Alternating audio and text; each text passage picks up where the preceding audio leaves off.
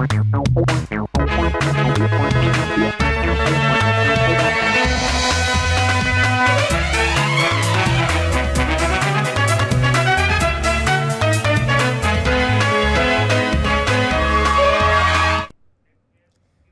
मेरा नाम है जयंती झा और आप देख रहे हैं राष्ट्रीय समाचार। पहले नजर डालते हैं हेडलाइंस पर।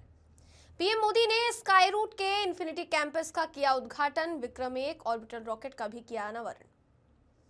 लाल किले से भी बड़ा धमाका करने वाले थे आतंकी, मुजम्मिल ने कबूलनामे में उगल दिया सारा प्लान। दिल्ली के द्वारका में नारकोटिक्स टीम ने कर दिया एनकाउंटर, हिमांशु भाऊ गैंग का बदमाश गिरफ्तार। बांग्लादेश की झुग्गी बस्ती में लगी भीषण आग, 1500 से ज्यादा झुग्गियां जलकर हुई राख।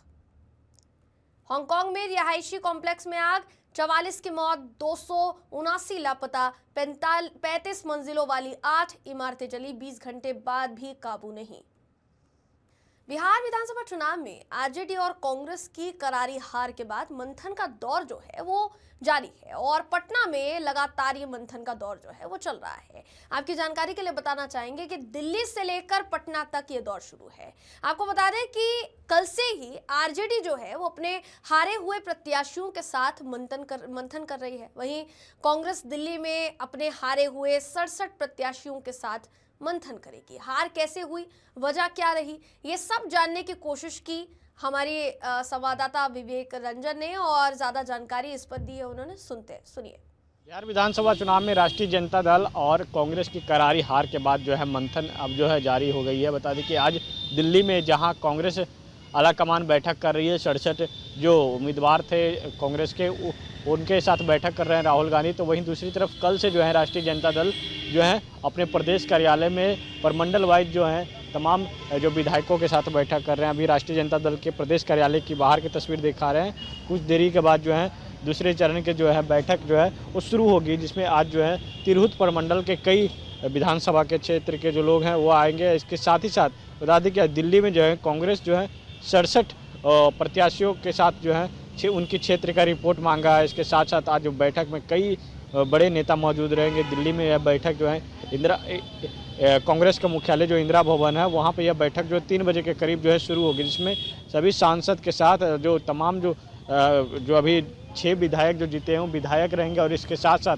जो इतने भी प्रत्याशी कांग्रेस को प्रत्याशी भी मौजूद रहेंगे और इसके साथ ही साथ कांग्रेस के जिला अध्यक्ष के लेवल के जो तमाम जो नेता हैं तमाम नेता मौजूद रहेंगे और दिल्ली में वो बैठक होगी। और दूसरी तरफ राष्ट्रीय जनता दल जो है कल से और 30 तारीख तक जो है लगातार बैठक कर रही है। परमंडल बाज परमंडल आज जो है तिरहुत प्रमंडल की बैठक बुलाई गई है। तो ऐसे में देखने वाली बात होगी कि क्या कुछ निकलकर सामने आता है। जहाँ कांग्रेस में अभी से बगावत देखने को मिल रहा है, कई नेता जो है कांग्रेस के से अलग हो गए।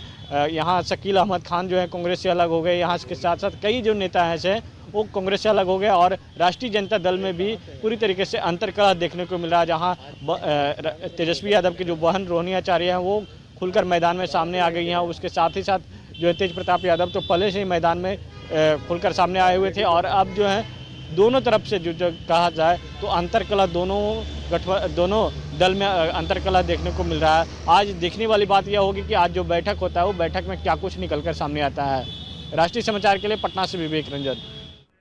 सूरत के पांडेसरा इलाके में देर रात खून से लथपथ सनसनीखेज वारदात सामने आई है। नासिन नगर में रहने वाले सुभाष लाडंगे नाम के युवक की बेरहमी से हत्या कर दी गई। बताया जा रहा है कि ये वारदात आविर्भाव सोसाइटी के पास स्थित उड़िया स्कूल के नजदीक हुई है, जहां कुछ अज्ञात हमलावरों ने युवक पर हमला किया। हत्या के कारणों का फिलहाल खुलासा नहीं हो पाया है, लेकिन घटना के बाद पूरे इलाके में तनाव का माहौल बन गया। सूचना मिलते ही पांडेसरा पुलिस की टीम मौके पर पहुंची और जांच शुरू कर दी है। फॉरेंसिक टीम भी घटनास्थल पर साक्ष्य एकत्र करने में जुटी हुई है। पुलिस आसपास के सीसीटीवी फुटेज खंगाल रही है और आरोपियों की तलाश में दबिश दे रही है। स्थानीय लोगों से पूछताछ की जा रही है ताकि इस हत्याकांड के पीछे की सच्चाई सामने आ सके। फिलहाल ये साफ नहीं है कि हत्या किसी पुरानी रंजिश, आपसी विवाद या फिर किसी और वजह से की गई या नहीं। पुलिस हर एंगल पर जांच कर रही है। घटना से परिवार और क्षेत्र के लोगों में गहरा आक्रोश और शोक का माहौल व्याप्त है। भरूच के नांदेलाव रोड स्थित आशीर्वाद सोसाइटी में लूट के इरादे से रसोइये की हत्या की चौंकाने वाली घटना में पुलिस ने मुख्य आरोपी को उत्तर प्रदेश से गिरफ्तार कर लिया है। पुलिस ने हत्या की पुनर्रचना करते हुए स्थानीय लोगों से उसे मेथी पाउडर खिलाने को कहा। अगस्त 2025 में भरूच के नांदेलाव रोड स्थित आशीर्वाद सोसाइटी में प्रकाश मणि नामक एक रसोइये की लूट के इरादे से बेरहमी से हत्या कर दी गई थी। 2 कारीगर रसोइये से नकदी और सोने चांदी के आभूषण लूटकर फरार हो गए थे।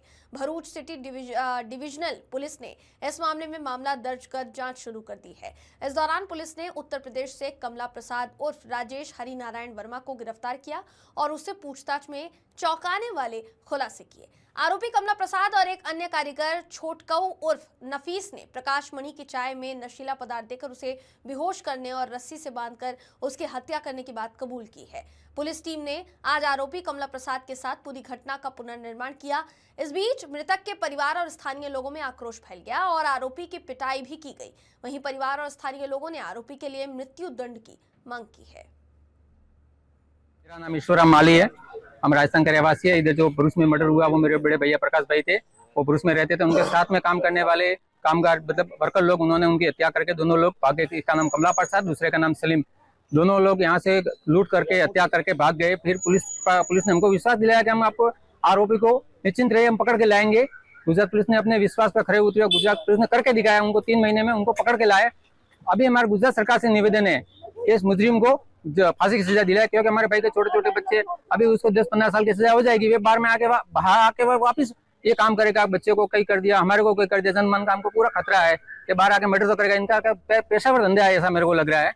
तो गुजरात सरकार से निवेदन है हाथ जोड़ के, ऐसे मुजरिम को समाज में खुला न छोड़े, उनको फांसी की सजा दिलवाने का कष्ट करे। कटिहार के आजमनगर थाना क्षेत्र में हुई हत्या कर दफना दिए जाने के मामले में पुलिस ने कोर्ट के आदेश पर कार्यवाही करते हुए शव को कब्र से निकालकर पोस्टमार्टम के लिए भेज दिया है। दंडाधिकारी और पुलिस की मौजूदगी में कार्यवाही की गई। जानकारी की माने तो मृतक असद के पिता मन्नान ने कटिहार के आजमनगर थाने के अपने बेटे के हत्या का जो मामला है वो दर्ज कराते हुए कोर्ट से फरियाद लगाई थी, जिस पर कोर्ट के आदेश पर दफनाए गए शव को कब्र खोदकर बाहर निकाला गया और पोस्टमार्टम में भेज दिया गया है। कटिहार के आजमनगर थाना क्षेत्र के बैरिया पंचायत स्थित सिकटिया गांव के उस समय सनसनी फैल गई जब बुधवार को सुबह दंडाधिकारी सीओ रिजवान आलम और पुलिस टीम कड़ी सुरक्षा के बीच वहां पहुंची। बताया जा रहा है कि मुख्य न्यायिक दंडाधिकारी कटिहार के आदेश के बाद दफनाए गए मोहम्मद असद के शव को कब्र से निकालने का निर्देश जो है वो दिया गया था।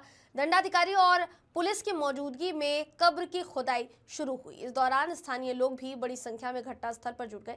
कुछ ही देर में शव बाहर निकाला गया और उसे पोस्टमार्टम के लिए सदर अस्पताल कटिहार भेज दिया गया। मृतक असद के पिता मोहम्मद मन्नान मौके पर मौजूद थे।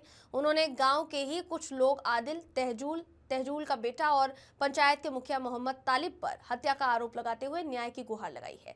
उन्होंने कहा कि 10 सितंबर को घटना हुई और 12 सितंबर 2025 को शव को दफनाया गया। मन्नान का पूरा बयान सामने आया है, सुनिए। पिला करके तब मारा, पिता के मारा। कौन किसके ऊपर आरोप है? आरोप अभी यह दौलत है, आदिल और तजू पिला करके उसका बेटा, हमारा बेटा को सवेरे लेकर गया था 10 बजे और शाम को 7 बजे लेके आया। पिला करके दिन भर में। क्या न्याय चाहते हैं आप लोग? न्याय चाहते हैं, जो दर्द करेगा वो हमारा, कोई असर नहीं है। वो बेटा था तो तारीफ पिला करके तब मारा, पिता के मारा। कौन किसके ऊपर आरोप है? आरोप अभी यह दौलत है, आदिल न्याय के लिए कोर्ट की उन्होंने शरण ली थी। उनकी ओर से दर्ज परिवाद पर अदालत ने आदेश जारी किया और आजमनगर थाना में मुखिया तालिब, मोहम्मद तहस और मोहम्मद तसव्वर समेत अन्य आरोपियों के खिलाफ हत्या का मुकदमा दर्ज कर लिया है और कोर्ट के आदेश पर ही आज शव को कब्र से बाहर निकालकर पोस्टमार्टम के लिए भेज दिया गया है। इस पूरे मामले पर दंडाधिकारी रिजवान आलम का भी बयान जो है वो सामने आया है, सुनाते हैं आपको, सुनिए। अधिकारी बारसोई के माध्यम से मुझे दंडाधिकारी की नियुक्त किया गया इस हेतु कि कब्र में जो लाश लगभग 2.5 महीने पहले दफनाया गया है उसमें 415 थाना कांड संख्या /25 है, उसको उक्त के आलोक में विवाद उत्पन्न है, तो उसको हमको कब्र से निकालने के लिए लाश को कहा गया। उस हेतु हम आजमनगर थाना अध्यक्ष और उनके दल बल के साथ हम स्थल पर पहुंचे और हमने लाश निकालने का काम किया और फिर लाश को हमने जो बोलेरो पिकअप है उसके माध्यम से कटिहार भेजने का काम कर रहे हैं ताकि वहाँ पोस्टमार्टम। ठीक है जी, तो पोस्टमार्टम की रिपोर्ट आने के बाद इस मामले की दिशा और ज्यादा स्पष्ट होगी, साफ होगी। परिजनों के गंभीर आरोपों और कोर्ट के आदेश के चलते अब पुलिस की जिम्मेदारी और ज्यादा बढ़ गई है। क्या असद की मौत वाकई हत्या है या इसके पीछे कोई और सच छुपा हुआ है? अब नजरें टिकी है पोस्टमार्टम की रिपोर्ट पर। पोस्टमार्टम की रिपोर्ट कब तक सामने आती है, इसका इंतजार जो है वो किया जा रहा है। सोशल मीडिया के माध्यम से कांग्रेस के युवराज राहुल गांधी द्वारा बीजेपी और आरएसएस पर दिए बयान पर भारतीय जनता पार्टी के प्रवक्ता प्रभाकर मिश्रा ने कांग्रेस का युवराज कहते हुए राहुल गांधी पर निशाना साधा है। आपकी जानकारी के लिए बता दें कि बीजेपी लगातार अब घेरने की कोशिश कर रही है कांग्रेस को, राहुल गांधी को। आरएसएस को लेकर दिए जा रहे तमाम बयानों पर अब भारतीय जनता पार्टी ने कांग्रेस और विपक्षी पार्टियों की घेराबंदी शुरू कर दी है। आपको सुनाते हैं प्रभाकर मिश्रा का पूरा बयान, सुनिए। अब बस्ता तो होत क्या जब चिड़िया चुग गई खेत। बिहार विधानसभा चुनाव में करारी हार के बाद कांग्रेस के युवराज का यह पहला बयान भाजपा और आरएसएस के बारे में आया है। राहुल जी को अभी आत्मचिंतन की जरूरत है। ज्ञान और जानकारी की पुड़िया यदि बाजार में बिकती हो तो ले लीजिए, तब कुछ बोलिए। बगैर जानकारी के अनाप शनाप बोलने से कांग्रेस की फजियत तो हुई, अब आपके कथन से आपकी मूर्खता की रही सही कसर भी दिख रही है। राष्ट्रभक्त आपके इस बयान को कतई माफ नहीं करेंगे। कांग्रेस सांसद तारिक अनवर ने दिल्ली में आज कांग्रेस नेताओं की बैठक पर यह कहा कि समीक्षा बैठक जो है वो बुलाई गई है, चुनाव से जुड़ी हुई बातों पर चर्चा होगी। कांग्रेस ने यह भी कहा कि सफल रही हार का क्या कारण रहा आखिर, जिसे आने वाले समय में सुधारा जाएगा। 14 दिसंबर को एसआईआर पर कांग्रेस की रैली पर उन्होंने कहा कि 12 राज्यों में जो एसआईआर चुनाव आयोग करने जा रहा है उस पर हमारा विरोध रहेगा, विपक्ष इसका विरोध करेगा। कई सरकार इसका विरोध कर रही है। ममता बनर्जी द्वारा और अखिलेश यादव द्वारा बीएलओ की मौत का जिम्मेवार बीजेपी को ठहराने के मामले पर उन्होंने कहा कि बीएलओ पर दबाव बनाया जा रहा है। सुसाइड नोट में भी दबाव की बात बीएलओ लिखकर खुदकुशी कर रहे हैं। दबाव के कारण कोई हार्ट अटैक तो कोई ब्रेन हेमरेज से मर रहा है। चुनाव आयोग किसी की चिंता नहीं करता, चुनाव आयोग को किसी की चिंता नहीं है। दबाव की बात नेता जो है वो नहीं कर रहे, बल्कि दबाव की बात सीधे सीधे सामने आ रही है। बीएलओ की जिस तरीके से खुदकुशी का बयान है या खुदकुशी को लेकर जो लेटर लिखे जा रहे हैं, जो कारण सामने आ रहे हैं, उसके जरिए ये पता चल रहा है। तारिक अनवर का पूरा बयान आपको सुनाते, सुनिए। चुनाव की समीक्षा है।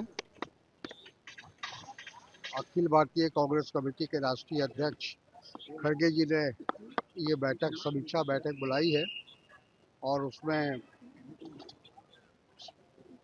चुनाव से जुड़ी हुई तमाम बातों पर चर्चा होगी। कहाँ हम लोग विफल रहे, कहाँ कमी रही, उन सब बातों पर चर्चा करके जिस निष्कर्ष पर हम पहुँचेंगे आने वाले समय में उसको हम लोग ठीक करेंगे। बिहार डीजीपी विनय कुमार का बड़ा बयान सामने आया है, जिसमें बिहार में 400 अपराधियों की संपत्ति सीज करने के बाद 1200 से 1300 अपराधियों की संपत्ति की लिस्ट तैयार है। उसे जब्त करने के लिए गृह मंत्री के साथ महत्वपूर्ण समीक्षा बैठक हुई है। ये भी जानकारी वो देते हुए नजर आए। संगठित रूप से अपराध करने वाले अपराधियों की पहचान कर उनकी संपत्ति जब्त करने का फैसला हुआ है, ये भी उन्होंने जानकारी दी। खासकर बालू माफिया, जमीन माफिया, शराब ठेकेदार, कॉन्ट्रैक्ट किलर की सूची इस लिस्ट में शामिल है, ये भी वो कहते हुए दिखाई दिए। उनका पूरा बयान आपको सुनाते हैं, सुनिए। तो हो गई, काफी सारे बिंदुओं पर चर्चा हुई और भविष्य की कार्य योजना तैयार की गई है। आप लोगों ने देखा ही होगा कि किस प्रकार से crime against women, organised crime, जो ऑर्गेनाइज्ड क्रिमिनल्स हैं उनकी संपत्ति को कैसे जब्त किया जाए, इन सभी बिंदुओं पर विस्तार से चर्चा हुई है और उस सभी पर अमल किया जा रहा है। सर 400 लोगों का हिट लिस्ट बनाया गया है। सर हिट लिस्ट नहीं है, 400 लोगों की संपत्ति जब्त करने के लिए न्यायालय में प्रस्ताव समर्पित है। न्यायालय उस पर विचार कर रही है और 1200-1300 और लोगों को चिन्हित किया गया, उनके कागजात तैयार हो रहे हैं। जो अपराध से संपत्ति अर्जित किए हैं उनमें 400 का प्रस्ताव हम लोगों ने तैयार करके न्यायालय में भेज चुके हैं और बाकी 12-1300 पे कार्रवाई हो रही है। इसमें liquor mafia, sand mafia, contract killers, इस प्रकार के बहुत सारे अपराधी हैं। गृह मंत्री ने एक खास एंटी रोमियो स्क्वाड का गठन की बात कही है सर, जो लड़कियों की सुरक्षा पर। हाँ, उसके लिए जितने इम्पोर्टेंट स्कूल्स हैं, कॉलेजेस हैं, वहाँ पर हम लोग करीब 2000 स्कूटी खरीदने जा रहे हैं। इसी वर्ष खरीदा जाएगा और उस पर हमारी जो महिला पुलिस पदाधिकारी, महिला पुलिसकर्मी है, वो स्कूल जाने के समय और स्कूल में छुट्टी होने के समय वहाँ पर गश्ती करेंगी और किसी भी प्रकार के अवांछित हरकतों में शामिल जो व्यक्ति होंगे उन पर कड़ी कार्रवाई करेगी, कानूनी कार्रवाई करेगी, निरोधात्मक कार्रवाई करेगी। कांग्रेस प्रदेश अध्यक्ष राजेश राम कांग्रेस की दिल्ली में आज होने वाली बैठक पर बोलते हुए नजर आए, जिसमें उन्होंने चुनाव में हार के बाद समीक्षा बैठक बुलाई गई है, ये बात रखी। उन्होंने ये भी कहा कि ये पार्टी के चुनाव लड़ने वाले नेताओं और राज्य के नेताओं के साथ बैठक होगी। 14 दिसंबर को SIR पर दिल्ली में होने वाली रैली पर भी इस बैठक में चर्चा हो सकती है। कांग्रेस को बिहार में मिली बड़ी हार के बाद पार्टी में विरोध पर उन्होंने कहा कि कांग्रेस लोकतांत्रिक पार्टी है, टिकट नहीं मिलने से नेताओं में नाराजगी है, घर के लोग हैं, घर में ही नाराज होने पर घर में ही मांग करेंगे। हार की जिम्मेदारी लेते हुए इस्तीफा देने की बात पर राजेश राम ने कांग्रेस प्रदेश अध्यक्ष के तौर पर उन्होंने कहा कि ये जिम्मेदारी केंद्रीय नेतृत्व फैसला करती है, केंद्रीय नेतृत्व जो फैसला करेगा उस पर अमल करूंगा। इस तरीके की चर्चा जो है वो सामान्य तौर पर होती रहती है, ये कोई नई बात नहीं है। बीजेपी कांग्रेस पर सवाल क्यों उठा रही है, बीजेपी विपक्ष के साथ जो है किस तरीके से सामने आ रही है, ये भी उसको लेकर भी वो बयान देते हुए नजर आए। राहुल गांधी के द्वारा दिए गए बयान को लेकर उन्होंने बयान जो है वो अपना जाहिर किया। उन्होंने अपने बयान में कहा क्या है, ये आपको बिना देर किए सुना देते हैं, सुनिए। ये चुनाव के बाद जो है ये परंपरा रही है कि औपचारिक तौर पर केंद्रीय नेतृत्व वहाँ बुला करके लोगों से चर्चा करते हैं और समीक्षा होती है। सब कोई लड़ने वाले उम्मीदवार और जो लीडर्स हैं, राज्य के लीडर्स, उनसे राय लिए जाते हैं कि कैसे क्या हुई, आगे की रणनीति क्या है। और दूसरे तरफ 14 दिसंबर को रैली है SIR पर, तो उसकी भी तैयारियों की समीक्षा होगी। ये दो विषय है। पहला विषय तो ये है कि समीक्षा होगी जो 61 उम्मीदवार को लेकर। बिहार विधानसभा चुनाव में हार के बाद जहां कांग्रेस की तरफ से मंथन हो रहा है तो वहीं RJD की तरफ से भी मंथन हो रहा है। लेकिन कांग्रेस की बात की जाए तो कांग्रेस की समीक्षा बैठक को लेकर लगातार कांग्रेस सांसद, कांग्रेस नेताओं का बयान सामने आ रहा है। इसमें पूर्णिया सांसद पप्पू यादव का नाम भी शामिल है। उन्होंने कहा कि मीटिंग होगी, बिहार की समीक्षा बैठक होगी, किसने जिम्मेदारी को अच्छी तरीके से निभाया, कैसे चोरी की गई, कैसे आम जनता के अधिकारों को छीना गया, कैसे SIR को लेकर चुनाव आयोग ने गड़बड़ी की या चुनाव आयोग ने कहीं ना कहीं ये लड़ा, इस मुद्दे को लेकर सारी बैठक होगी। चुनाव आयोग कहाँ गलत रहा, हम कहाँ गलत रहे, इन सब पर समीक्षा होगी। बिहार कांग्रेस के नेता नेतृत्व के इस्तीफे की मांग कर रहे हैं, ये भी जो बयान है दिया गया, इस पर भी कहीं ना कहीं पप्पू यादव की प्रतिक्रिया सामने आई है। पप्पू यादव ने क्या कहा सुनाते हैं आपको बिना देर के, सुनिए। मीटिंग चल रही, मीटिंग तो होगी ना, बिहार समीक्षा बैठक होगी, किन्होंने क्या दायित्व को मजबूती से निभाया, जिम्मेदारी को किस अच्छे तरीके से लिए, तो आज कैसे चोरी की गई, कैसे आम जनता के अधिकार को छीने गए, कैसे SIR को लेकर के चुनाव आयोग ने गड़बड़ी की या चुनाव आयोग ने लड़ा, इस मुद्दों को लेकर के सारी बैठक होगी और लड़ाई बहुत बड़ी होगी। बिहार नेतृत्व पर ही इस्तीफा की मांग कर रहे हैं प्रदेश कांग्रेस के ही नेता जो विरोध में आ गए। देखिए, हमको तो समझ में नहीं आता, ये मुद्दा है डिसिप्लिन कमेटी का या ये मुद्दा शीर्ष नेतृत्व का, मैं इसमें कहीं नहीं आता हूँ। लोकतांत्रिक व्यवस्था में ये चलता रहता है, लेकिन जो लोग इस्तीफा मांग रहे हैं उन्हें अपने गिरेबान में भी झांकना चाहिए, अपने दायित्वों का भी और जिम्मेदारी का एहसास करना चाहिए और उचित प्लेटफॉर्म पर वो मांगना भी चाहिए। जनता दल यूनाइटेड के बिहार विधान परिषद के सदस्य दिनेश सिंह ने कहा कि बिहार में शुरू से कानून का राज रहा है और कानून का राज स्थापित रहेगा, क्योंकि जब तक नीतीश कुमार है तब तक कोई कानून व्यवस्था पर सवाल खड़े नहीं कर सकता। कांग्रेस की समीक्षा बैठक पर उन्होंने कहा कि कांग्रेस और राष्ट्रीय जनता दल अब रह कहां गई है। राबड़ी आवास खाली करवाने को लेकर भी उनका बयान सामने आया, जिसमें उन्होंने कहा कि ये सरकार का आदेश है, भवन निर्माण विभाग का आदेश है, उनको खाली करना ही होगा। अगर खाली नहीं करते हैं तो कानून अपना काम करेगा। किसी के कुछ बोल देने से कुछ नहीं होता है। दिनेश सिंह का पूरा बयान सुनाते हैं आपको, सुनिए। तो जब से नीतीश जी की सरकार आई है तब से ही बिहार में सुधार हुआ है और जो भी बचा हुआ है सबका सुधार होगा। अपराध मुक्त बिहार था और बिहार रहेगा। कांग्रेस समीक्षा बैठक करने जा रही है दिल्ली में, सभी एक्सेप्ट। कांग्रेस अब रही कहाँ, कांग्रेस खत्म हो गया। अभी कांग्रेस की बात करते हैं और राजद की बात करते हैं। राजद और कांग्रेस और महागठबंधन कहिया खत्म हो गया। अब बिहार में कहीं कुछ है? बिहार में कहीं कुछ है? अब नीतीश कुमार है और कुछ नहीं है। सर, बाबरी मस्जिद बनाने की बात देश में उठ गई है। टीएमसी विधायक कह रहे हैं कि बनाएंगे 6 दिसंबर को, जिस दिन विध्वंस हुआ था। ऐसे ही लोग बोलते रहता है, उसका कोई मतलब नहीं। नियम है, नियम के अनुसार से है। अब वो खाली करेंगे कि नहीं करेंगे सरकार बताएगी, हम क्या बताएंगे। और धमकी दे चुके हैं सरकार को कि तो सरकार इसकी जवाब देगी। ऐसा लगता है कि सब नीतीश कुमार के शासनकाल में हो सकता है कि नहीं करेंगे, ऐसा बात कहना। हमको तो नहीं लगता है कि नीतीश जी के शासनकाल में ऐसा कुछ हो सकता है। किसी की धमकी कुछ नहीं चलने वाली है। गया जंक्शन पर बड़ा हादसा टल गया। प्लेटफॉर्म नंबर 5 पर गया पाटलिपुत्र एक्सप्रेस अपने निर्धारित समय पर खुलने लगी, तभी एक महिला जो अपनी गोद में 2 साल के बच्चे को लेकर तेजी से भागती हुई चलती ट्रेन में चढ़ने का प्रयास करती हुई नजर आई।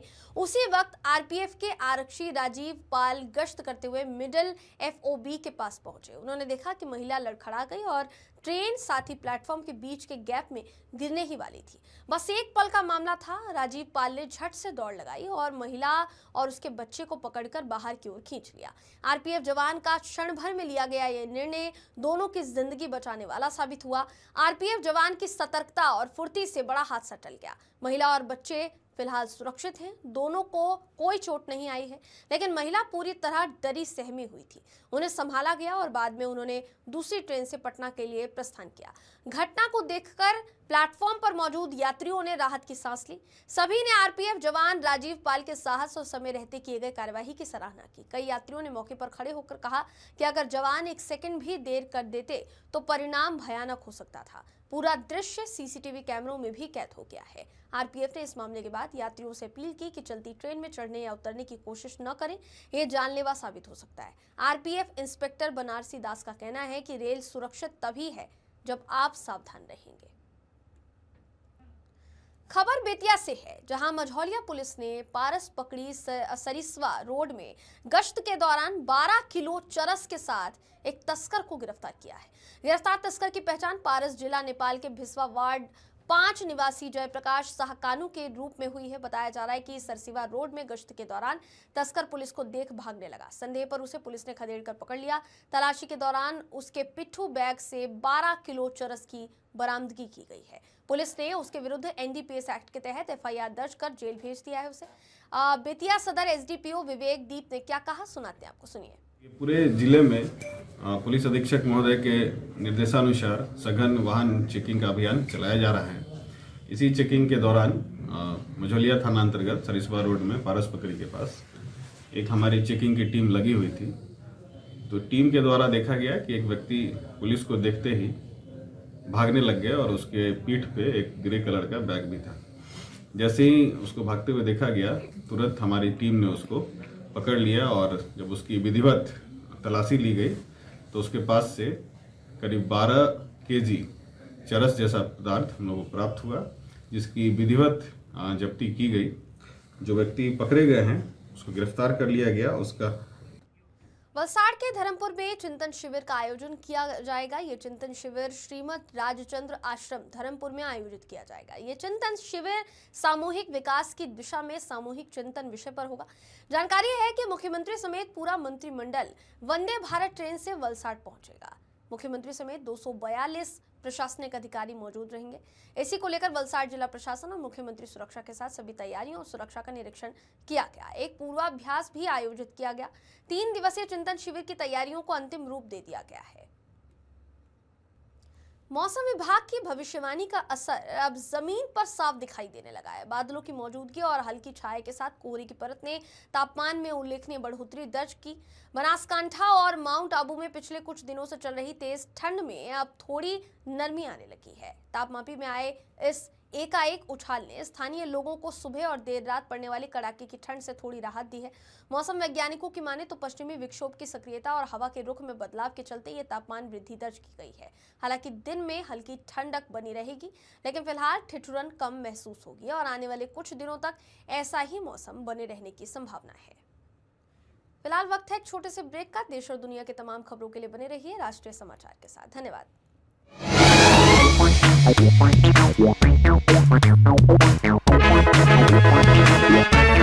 Yeah.